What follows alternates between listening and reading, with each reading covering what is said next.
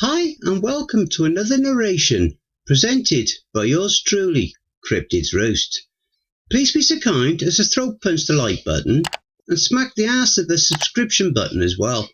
And remember to tap that notification bell and then select all. That way you'll receive all notifications each time I upload a new video. So grab your coffee, sit back and enjoy the show.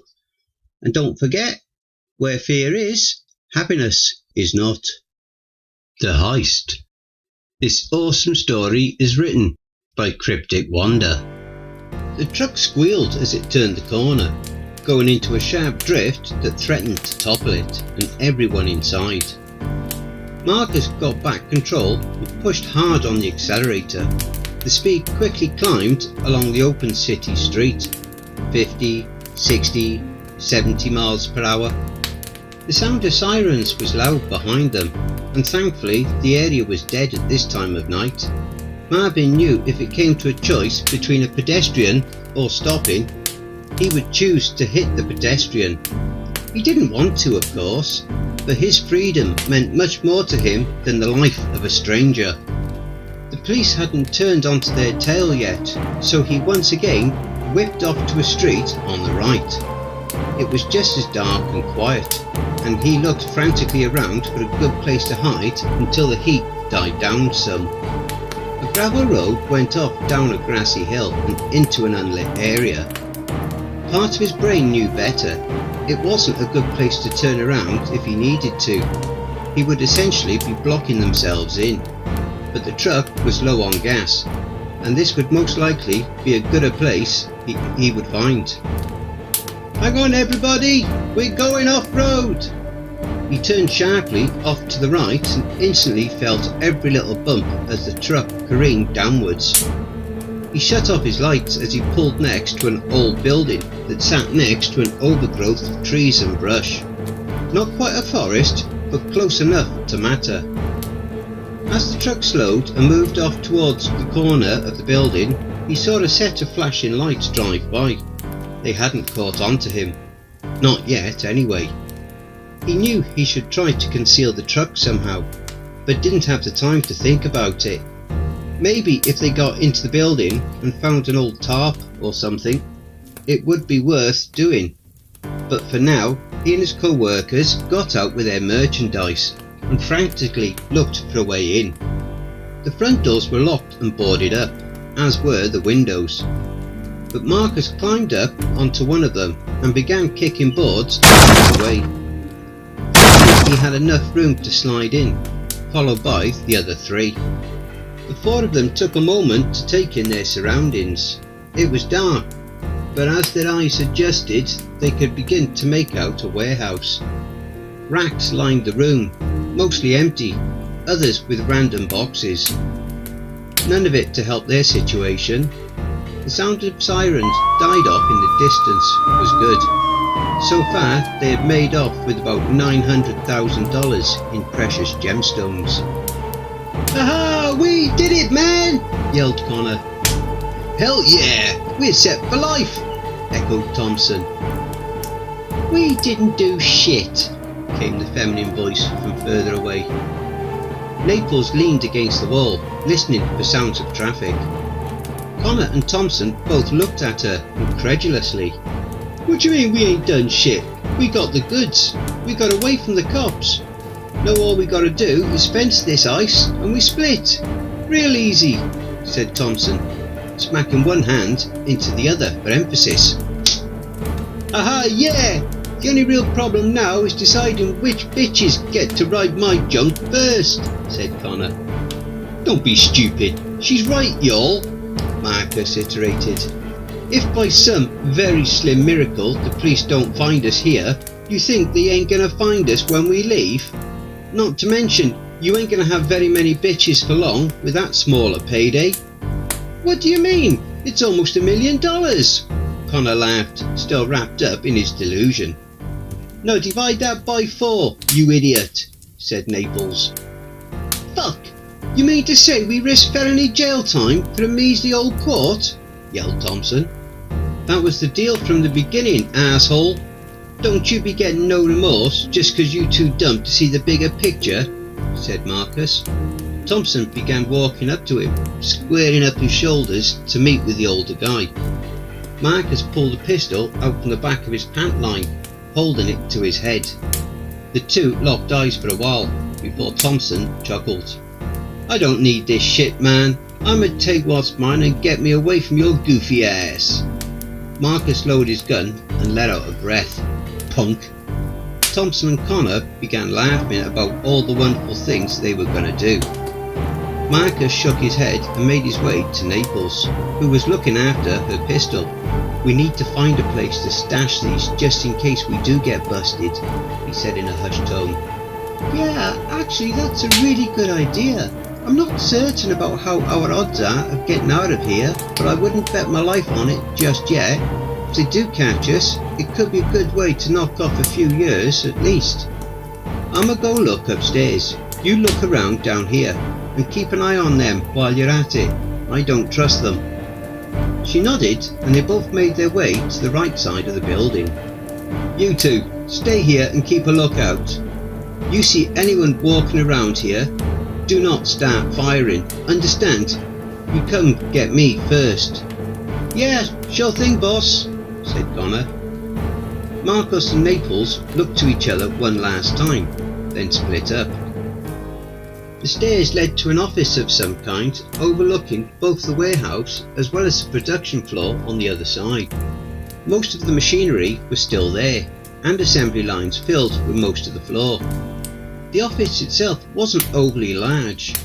A computerless desk sat towards the back with an old ripped up chair still sitting behind it. Useless papers were strewn here and there, forgotten by the passage of time. Something odd stood out though. To the left of the desk against a wall sat a large trunk.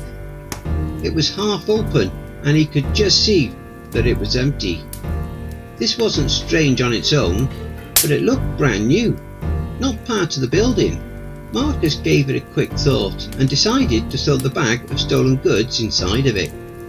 If the police did come, odds are they would probably find it, but it was better than nothing. After stashing the sack and seeing nothing else of value, he made his way back out and down the stairs. Halfway down, as a second thought, he turned to go close the box and heard it fall shut and click on its own. Maybe older than I thought, he said to himself, and continued down to meet the others. Thompson and Connor saw Marcus approach and also noticed his empty hands. You ain't holding out on us, are you, bro? Asked Thompson. Man, don't even worry about it. I stashed them just in case we get caught, alright? You hear anything while I was gone? Nah man, it's been quiet as a grave. Naples is still looking around, said Connor. Okay, I'm gonna go meet up with her and see what's on the other side. You guys stay sharp. The two nodded once again. Marcus turned to the production floor. Once he was through the door, they looked at each other and nodded. Thompson walked as quickly and quietly up the stairs as he could.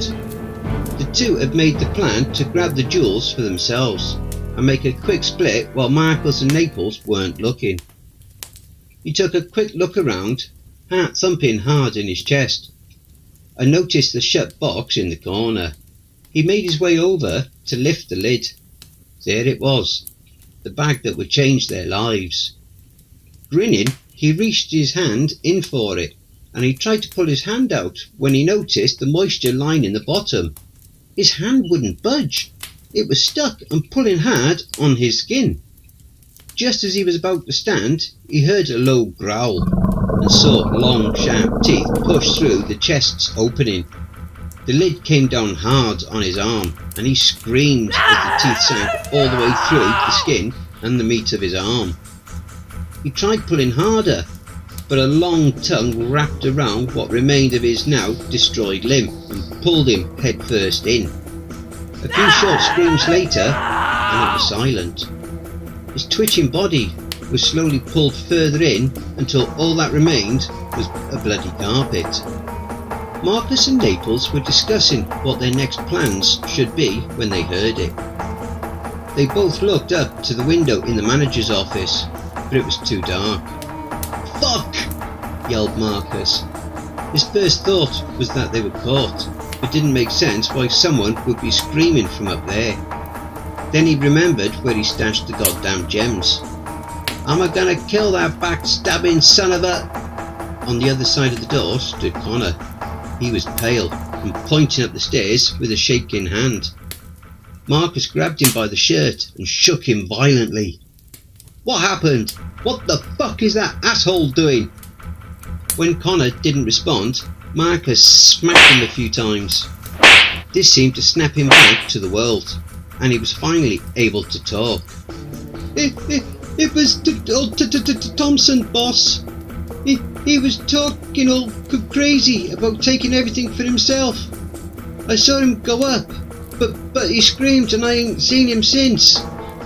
"Useless asshole," Marcus yelled, throwing him to the ground. Naples was already up and in the room. He met her at the door and they both looked around. Nothing was out of place except a large amount of blood that was soaking into the green carpet. That and the chest was missing.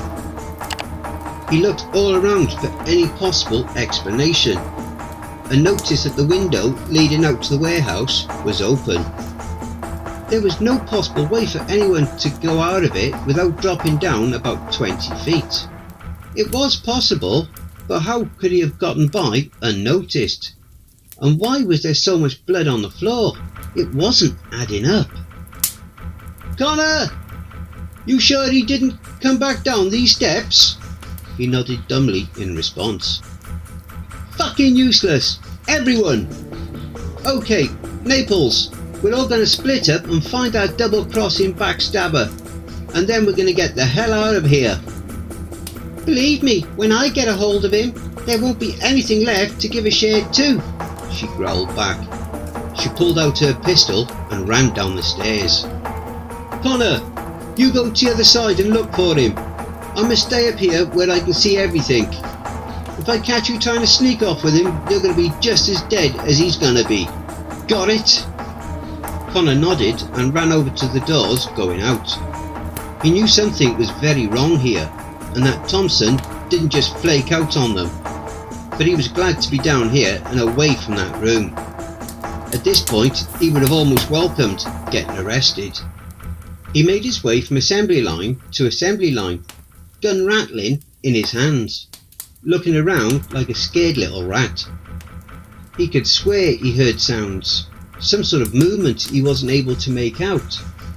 Must have been echoes from the other side of the building. Surely there wasn't anything over on this end. Hell, even if he didn't find anything, he would just stay out this way anyway. Much safer.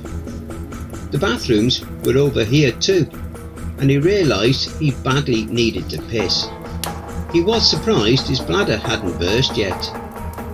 He ran over to the dark room, and to the first urinal he could make out. He undid his pants just in time, and the relief was instant. Tears almost seemed to form in the corners of his eyes as he emptied himself. He was so lost in the moment, he didn't hear the low growls coming from the toilet, or the long, dagger-like teeth begin to slide out the top and bottom of its surface. His joy turned to revulsion as he felt something brush against his leg. He looked down and saw something, like a snake with sharp barbs poking out wrap around his thigh. He screamed and tried to pull away, but like Thompson, it was like he was superglued to the thing. He gave one hard pull, but it wasn't enough as the tongue pulled him back and daggers of pain shot through Connor's skin. His screams turned to high-pitched wails as the teeth pushed through the meat and bone of his hip. There was no escaping this thing as he fell to the dust-covered floor. He tried to move away, but his lower body no longer followed his commands, and the thing's tongue pulled him closer still. Connor's body was devoured, and the creature's enamel-looking body turned to a blob-like state. Its mass, which was originally so small, filled out, and was growing quickly. The gelatinous blob crawled up the walls and through the hole in the ceiling.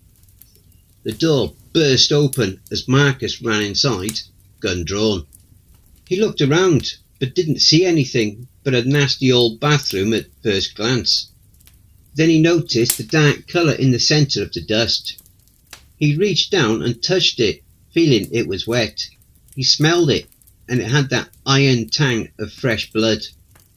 Naples came in behind him, aiming at anything that could be a threat.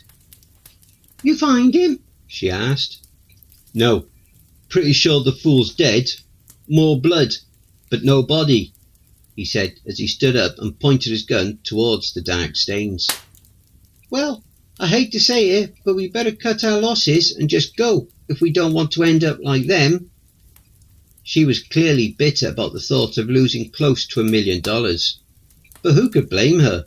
But her life was much more valuable to her.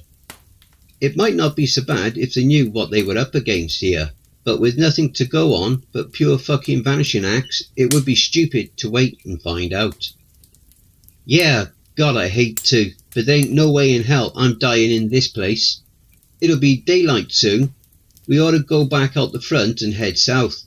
Nothing but woods once you get towards the edge of the city. Maybe we can make it.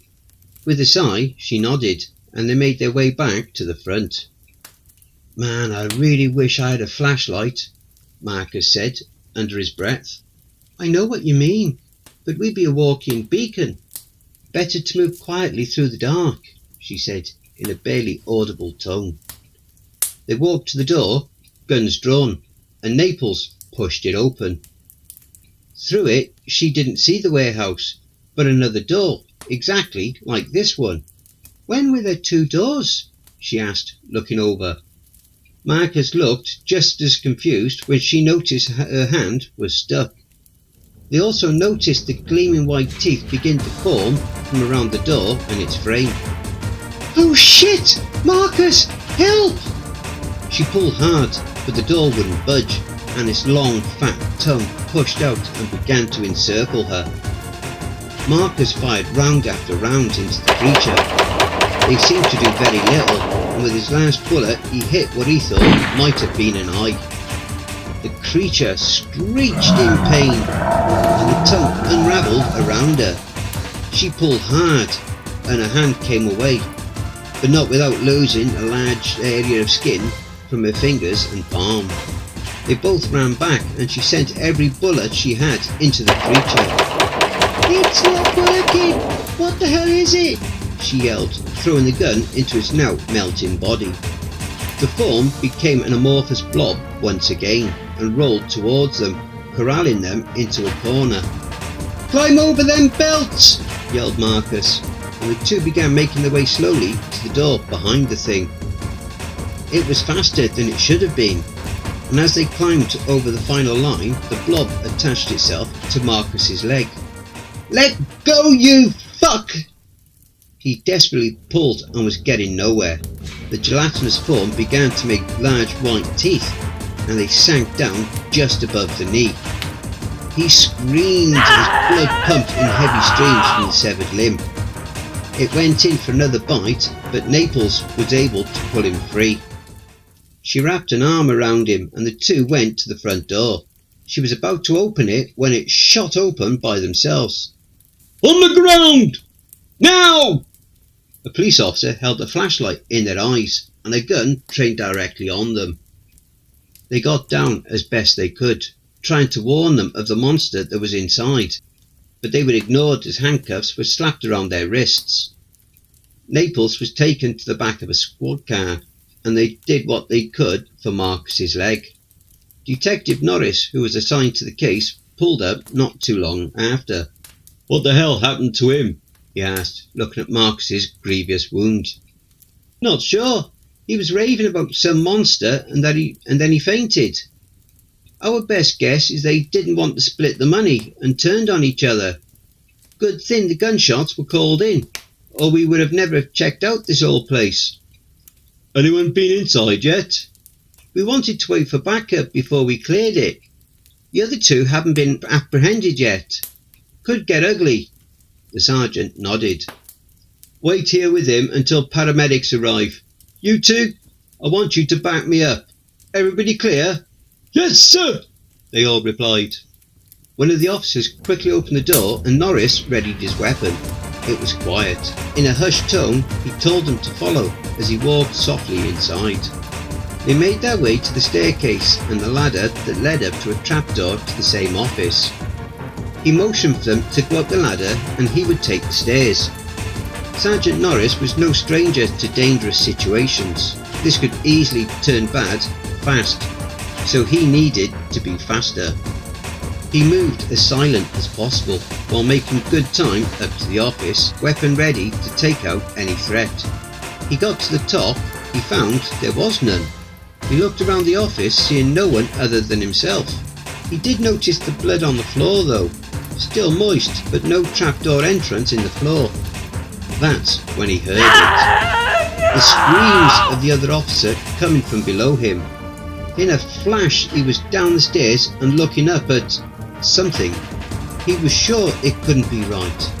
The ladder they were on curling up around both the men. The trapdoor attached to the ceiling was wide open, surrounded with massive white teeth. Saliva dripped down on top of the trapped officers as it slowly pulled them in. Don't forget, if you enjoyed that story, be sure to pop over to the author's Reddit profile and drop them a line, or even give them a glowing review. I'm sure they really would appreciate it. The link to their Reddit profile will be below in the description. Please be so kind as to throat punch the like button and smack the ass of the subscription button as well. And remember to tap the notification bell and then select all. That way you'll receive all notifications each time I upload a new video. Oh, and don't forget to share the video far and wide. This will all help with YouTube's algorithm and will help to promote this channel more. And don't forget to check out the merch store. The link will be in the description and also in the video thumbnail. And if you would like an honourable mention, send in a snapshot of yourself with your purchase and I'll feature it in one of the videos. I now have my very own subreddit community where you can submit any stories you've written. You can submit your stories or encounters either there or send them to cryptidsroost@gmail.com. If you wish to remain anonymous, that's fine with me. All the links are below. I also have a Facebook group, Twitter, Reddit, and you'll also find me on Discord. If you would like to support this channel and help make it grow, my PayPal is paypal.me/cryptidsroost. Again, that will also be below. And don't forget, where fear is, happiness is not.